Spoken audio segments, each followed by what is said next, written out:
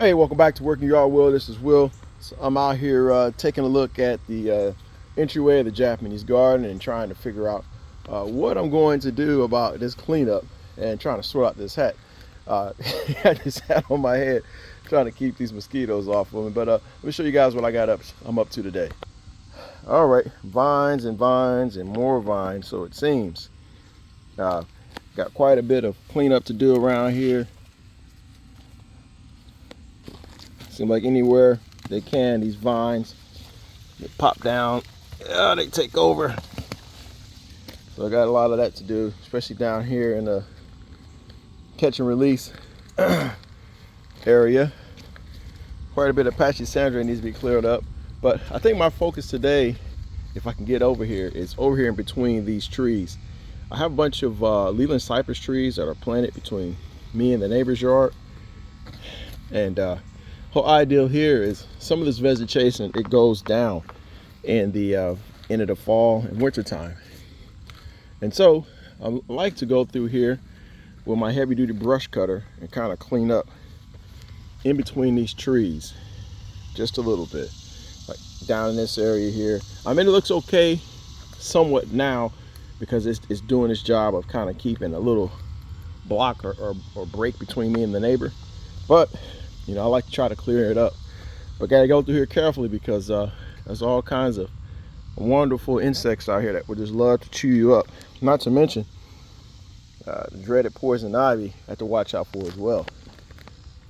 And it looks like I gotta do some more cleanup around some of these Leyland cypress trees. Some of these have actually gotten a pretty decent size. Let's knock this down real quick so I can get a little closer.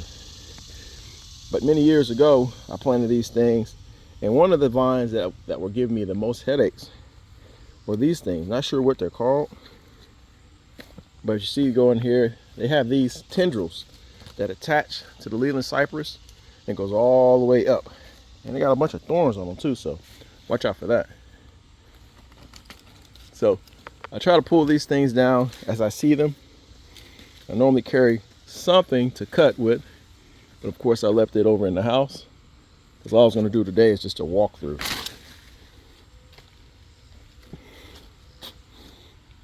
But yeah, that Leyland tree has actually gotten quite nice. Keep coming down. Got some more of those vines. So I got my brush cutter over there, bring it in and out in between these trees. Maybe get rid of some of these pawpaw trees that are kind of just in the way. When I say in the way, they don't necessarily go with the landscape plan that I desire. Get back in here. Once again, pull down these vines, get those vines out of there, and let these Leyland trees continue to grow up. This is another area of those vines that are just coming up from like the base here and working their way out. So same idea, going all the way down, all through the back of the Japanese garden as well. This is another bald cypress tree that I planted here a couple years ago. Planted it because I thought it was where it was planted. It was planted closer to the front of the garden.